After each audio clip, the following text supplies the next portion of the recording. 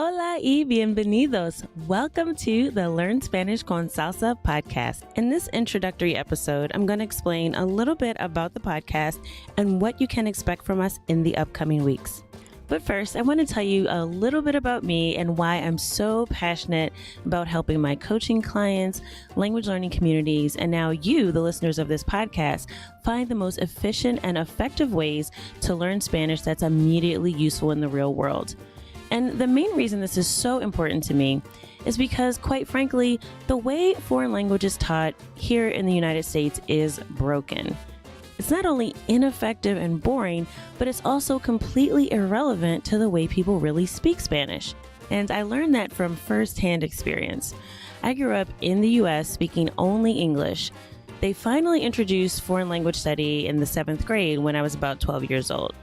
We were given the choice of French or Spanish, so I chose Spanish. I took Spanish through my senior year of high school and finished level 6, which at the time was considered a high-level Spanish class. But I quickly found out on my first trip abroad that I had learned nothing useful in those 6 years. I went on a trip to Panama, armed with my high school Spanish skills, and I was quickly humbled. I remember being on the airplane, descending into Panama City, trying to prepare myself for customs and immigration. I was rehearsing how to say my address of where I was staying in Panama City. I figured all I needed to recognize was the word dirección, which means address, and then I just had to tell them where I was staying. So I get into the airport, I'm in line, and I hear the word siguiente, which means next. So it was my turn. And I didn't understand a word that this man said to me. I just looked at him with a blank stare. I handed him a piece of paper where I had written my address, and somehow I was allowed into the country.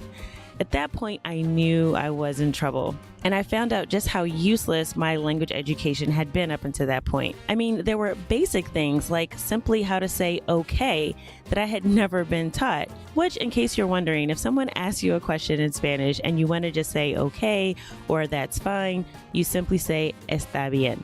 But that was something in 6 years of Spanish that I had not learned. So this all led me to search for a better way to learn Spanish. And after years of trial and error, after downloading every app I could find and testing out every program and way to learn Spanish, I finally figured out that connecting to the culture, learning through music, having conversations with real people, and being part of a supportive language learning community were the real secret sauce to becoming a confident Spanish speaker. And as I improved my own Spanish proficiency, I had a desire to help other people do the same. So I obtained my language coaching certification from Efficient Language Coaching, which is actually run by Rachel Pauling in Berlin, Germany. And language coaching really is different from a traditional language class or a tutor in that it's really a partnership between the coach and the client to come up with a personalized language plan that works for you. And it really is the fast track to fluency. We're really able to delve into what your interests are and what works best for your learning style. In addition to that, the entire process is backed by neuroscience. So we use lessons from neuroscience about how the brain learns best and particularly learns languages best. And we apply that to our coaching conversations. So hopefully that answers the question that popped in your mind when you heard the intro and you heard certified language coach and you were wondering, what does that even mean? So hopefully that's a little clearer now. And now that you know a little bit about me, let's get to it. I want to tell you all about the Learn Spanish Con Salsa podcast and why you should listen in the upcoming weeks. Now, if you're brand new to Spanish, I'm going to explain a little bit about the name of the podcast. So Learn Spanish Con Salsa, the con, C-O-N, is actually the Spanish word for with. So it's Learn Spanish with Salsa. Now, what's the first thing that comes to mind when you hear the word salsa? Now, you might think of that chunky red tomato sauce that you use to dip your chips or your nachos in. That actually is a definition of the word salsa. It actually translates to sauce. So it doesn't just have to refer to that spicy red tomato sauce that we all love so much on our chips and our tacos, but it's also just used to describe any sauce. Another thing you might think about when you hear the word salsa is the dance.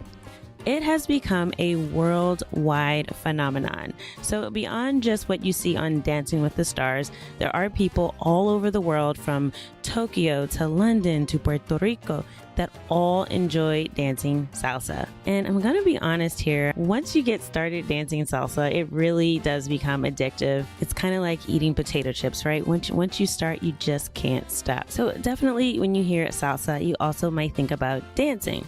And lastly, when you hear salsa, you may think about music, right? Because that salsa dance is actually a complement to the genre of music called salsa. Now, many people might debate and argue about exactly what country salsa came from. I am not going to get into that debate, but I will say this. The word salsa, as it relates to the dance and the music, was actually not very popular throughout Latin America prior to the 1970s. Now, there were many genres of music that existed throughout Latin America that all sort of came together to form this cultural mix that we now call salsa. But the term really wasn't popular or used in the mainstream to describe this style of Latin music until a record label called Fania back in the 1970s in New York City actually started promoting this genre of music and a whole group of artists that were the vanguard of a new type of sound at that time in Latin music. So what is salsa? It's really all of those things. It's a sauce. It means music. It means dance. And that word really does illustrate exactly what we'll be exploring in this podcast. Without both context and culture, it's virtually impossible to understand Spanish. There's so many different ways you can interpret even one simple word like salsa based on your own knowledge, background, understanding, your exposure to Spanish culture and the language. All of these give you a different perception of language. So the context and the culture are extremely important when you're learning Spanish. And you know, a lot of people forget that you can't really learn language in a vacuum. Language is actually a part of culture. It's primarily used to communicate with real people. And if you don't know something about those people and where they're from, what their worldview is, what their culture is, it's going to be very difficult to communicate effectively. So we're going to explore culture as a way of connecting with the people who actually speak the language and giving some real context to what you're learning. We'll also dive into how to create Spanish immersion experiences both at home and abroad. Many people think the only way to really become fluent in a language is to drop yourself off in a foreign country and just live there for a year. But that's simply not the case. Now, don't get me wrong. Travel is a wonderful way to have unique experiences in Spanish, and you're immersing yourself not only in the language, but I really like to refer to it as cultural immersion because it's really difficult to immerse yourself in, say, grammar, okay? So it's really the entire cultural experience that you get when you travel that makes it valuable in learning Spanish. So we'll talk about travel, but also ways that you can create Spanish cultural immersion opportunities while you're at home because there's a lot of ways that you can incorporate Spanish into your daily life. So we'll talk about both ways to create these immersion experiences. There's just something about getting beyond sticking your nose in a Spanish grammar textbook and actually talking to people, learning about them, learning about their culture, the dance, the food, the music, that really brings things all together and it makes learning much more interesting, much more relevant, and quite frankly, just a lot of fun. And I'm really excited to talk to you about travel because we're going to talk about different places throughout Latin America that you can visit. So not only just where you should stay, what you should do when you visit, but we'll even talk about places that you can go to learn Spanish while you're traveling. And I can tell you from personal experience that traveling to a Spanish-speaking country is much more fun, much more enriching when you can actually speak the language. You also even save some money because you get out of what I call the touristy areas. I don't know if that's a word, touristy. I think the formal word is touristic regions, or I don't know, but you get out of the resorts and the hotels and the places that were designed for English-speaking tourists that don't want to get out of their comfort zone and actually experience the culture in an authentic way. You get out of all that and you really get into feeling like you're living in the country, you're experiencing it the way that people that live there experience it. So traveling when you can speak Spanish is much more interesting. So we're going to talk about culture and travel and immersion experiences. And I'll also bring you some insightful interviews with people who are already bilingual. We'll get some insights from successful language learners that they can share with us. Not only what they did right and how we can use those principles to accelerate our own learning and make it more effective, but we'll also hear from them about what they did wrong, or if they had to start all over again, what they would do differently.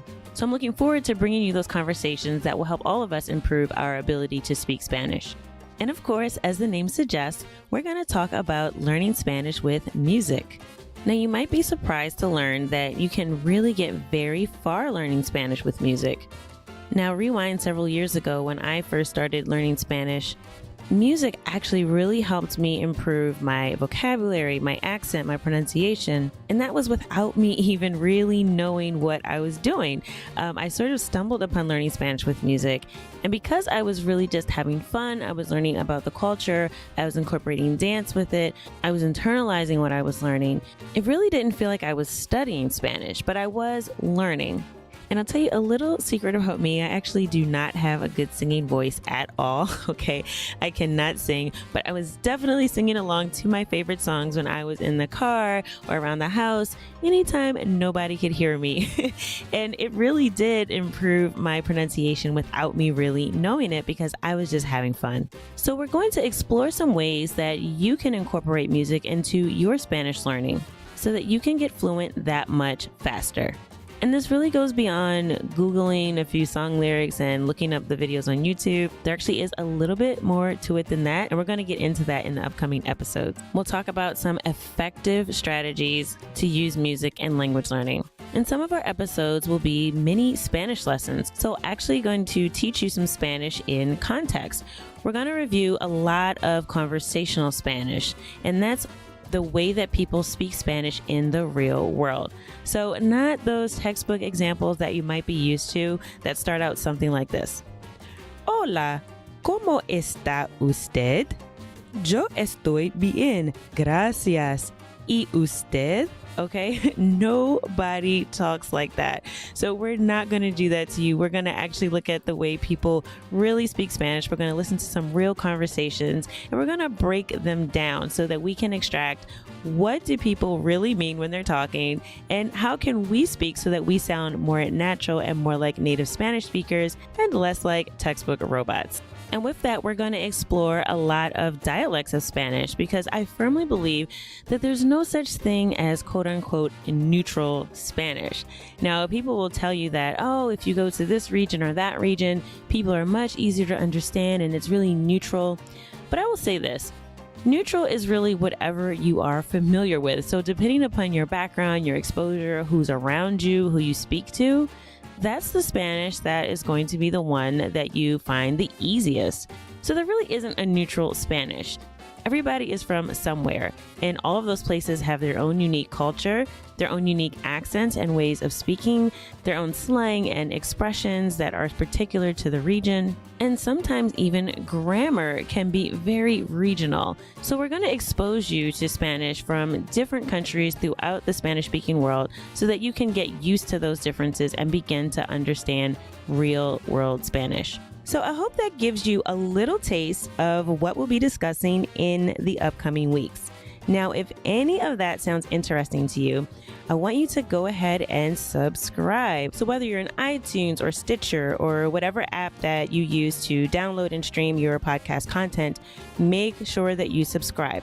Now that does a few things. One, it lets us know that you're listening. And two, you will be the first one notified anytime we release new content. Now, you may have noticed during this introductory period, we do actually have already a few episodes available. So you can go ahead and check those out and let us know what you think. This is your podcast, so definitely give us your feedback, whether you leave a rating and a review, or you can simply contact us and reach out and let us know what you think. What do you want to hear more of? What do you want to hear less of? Are there guests that you would like for us to invite on the podcast? or you can just send us your general questions about Spanish, and we may cover it in a Q&A episode coming up very soon. So go ahead and don't be shy. Send us your feedback. You can contact us directly at host@learnspanishconsalsa.com. That's host@learnspanishconsalsa.com. So don't be afraid to go ahead and send us a message. Now, after this introductory period, we will be moving forward with a weekly podcast. So every Tuesday, there will be new content in your podcast feed. So make sure that you're subscribed so that you can be notified every time we release a new episode. So with that, I'm going to close out this introductory episode of Learn Spanish Con Salsa. I look forward to being a part of your Spanish language journey as you go from being a beginner to bilingual. Hasta luego.